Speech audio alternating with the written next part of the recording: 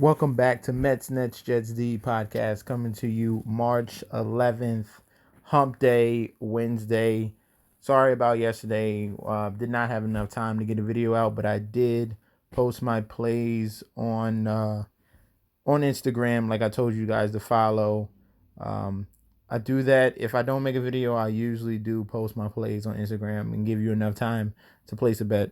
So we're gonna hop into today's slate. Decent size. We got six games today. That's a bit back to normal. Not like the Monday of the 3 games, but I killed that day. Um, Yesterday did good. Um, my main play was the Bulls, Wizards, and Boston Celtics. That came through, so thank you for that. Now we're gonna hop in to this first game of the slate: Detroit Pistons against the 76ers. Detroit Pistons is one of the worst teams in the league, suffering so many injuries. They There's no Blake Griffin, no Derrick Rose, no John Henson, no Luke Kennard, and Bruce Brown, who's one of the best defenders, is a game time decision. Don't have news on that yet, so you would have to wait. That game starts at 7 o'clock, so that'll probably come around 6:30. Uh, on the other side, you have Philadelphia back home where they play better. They have acquired Jason Richardson back from injury. Joel Embiid is a question mark. We're not sure yet.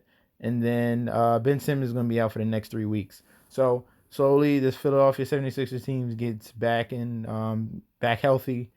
Shake Milton has emerged as one of their. He's going to be one of their six mans, especially once the other guys come back. And I'm warning you, this team is going to be super dangerous once they get everyone back. Okay. They're going to surprise. I think they can make it to the Eastern Conference Finals. That's what I think. But we're back on this game. You have to make a decision because you're not going to take that money line at minus 770, and you have the 76ers point spread at like 11.5, which is a lot of points. Detroit Pistons have been a little feisty and been covering lines, so I would have to dig in deeper.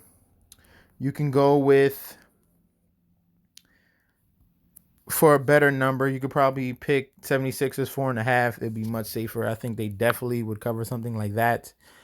I'm not 100% sure on the 11.5, but if you're willing to take that risk, you can. Or you can just take the 76ers to win, because I definitely do think they win this game. So I gave you a few options there, and I think 212 is too small. I think they pass that over. Detroit Pistons still can score with Christian Wood and a few other guys that they have. Next game, we have the Charlotte Hornets going up against the Miami Heat. This game, I have a funny feeling, but there's a little upset alert right here, okay? We have some injuries on the Miami side. Kendrick Nunn is a game time decision. Jimmy Butler is a game time decision. That's the biggest news. Tyler Hero might come back, and I think that's it. Jay Crowder is going to play. So Miami's a little hampered. On the other side, Charlotte has been playing a little bit better basketball, very feisty. It's that combination between Terry Rozier and Devontae Graham. If these two are they're shooting well, then they're going to be in every game. And then they got the two brothers, Cody, was it Cody Martin and Caleb Martin? They've been reinserted into the lineup, and they've been playing good basketball. So I'm on the side of that plus 10.5. If you're willing to be super risky, then you could take that money line. But you're not gonna take this minus 6. That's a lot. That's like, if you want to, and like it doesn't boost your parlay, or even if you straight bet it, it would make no sense. So I'm on the side of just choosing either the over or the 10.5 that the Hornets should cover. Okay, especially if Jimmy Butler is gonna be out. But you gotta wait on news for that. Like I said, closer to 6:30, almost 7 o'clock. All right. Next game, we have the New York Knicks on a back-to-back, second leg of a back-to-back, going up against the Atlanta Hawks, who beat in their last game, double overtime. They beat the Charlotte Hornets. Hornets were very feisty in that game, but Atlanta Hawks prevailed because Atlanta plays better at home, which I told you before. In this game, you're taking a struggling Knicks team on a back-to-back. Give me the Atlanta Hawks. It's too much firepower. They're not going to be able to stop Trae Young and John Collins combination at all. And I think they cover that point line at -5 as well. Next game, we have the Denver Nuggets on the road going up against the Dallas Mavericks. They are 2 on a back-to-back. There's going to be no Seth Curry, no Kristaps Porzingis. So it's Doncic by himself, and Hardaway will have to step up. But going up against a very stacked Denver team with Jamal Murray, Will Barton, Millsap, and Jokic, I think that's enough for them to win, even though the Nuggets do struggle a little bit on the road. But Mavericks, their weakness is at home as well. They play way better on the road, and Dallas' second half defense is trash. It's trash. You saw it yesterday. They had a huge lead going up against the San Antonio Spurs, and slowly but surely, this horrible Spurs team made a comeback, and the Spurs team made a comeback and beat the Dallas Mavericks. So it keeps popping up, this Dallas bad defense. Oh, especially in the second half, over and over. So give me the better team that doesn't slack off, the Denver Nuggets. Next game, we have the Utah Jazz going up against the OKC Thunder. In this game, injury news as well.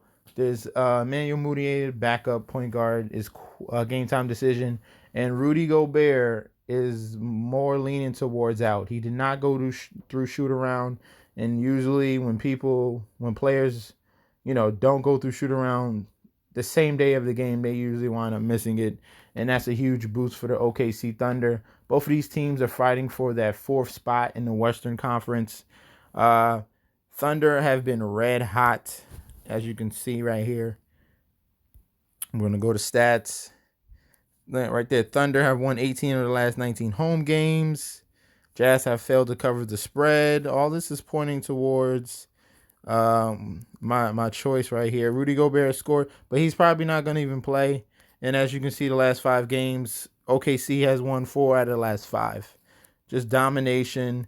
They're on a 3-game winning streak. They just beat Boston.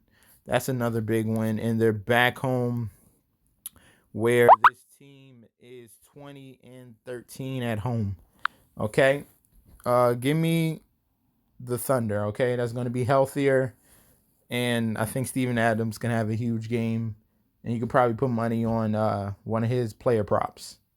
Last but not least, we have the New Orleans Pelicans and Sacramento Kings. Both these teams come in with the same identical record, 28-36. Sacramento Kings, heartbreaking loss against the Toronto Raptors, who are clearly just a better team. Pelicans come in hungry. Both of these teams are fighting for that 8th spot. I love this game, but Pelicans have been dominating this one-on-one matchup on a regular basis between these two teams. If you want a super safe bet, I think the over of these two is a definite at 232 is high, but it's not. I think they can reach 240 easily because they both do not have any defense, and they're like, you got Lonzo Ball running up and down the court with Zion Williamson, De'Aaron Fox running up and down the court, him, Bogdanovich. But the problem with the Kings is they don't play one of their best players, and that's Buddy Hield. And Buddy Hield gets no minutes, and he has to sacrifice his minutes for bums like Kent Bazemore and Harrison Barnes, who's another bum.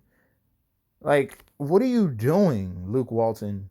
Play your freaking 3-point shooting champion. You stupid coach. You're stupid. And you're going to be stupid and lose this game and miss out on the 8th spot. Okay? Because you want to be... I don't know what are you doing. I don't. You shouldn't be a coach. Cool, you played with Kobe and you won off of him. Good job. All right? You're a backup.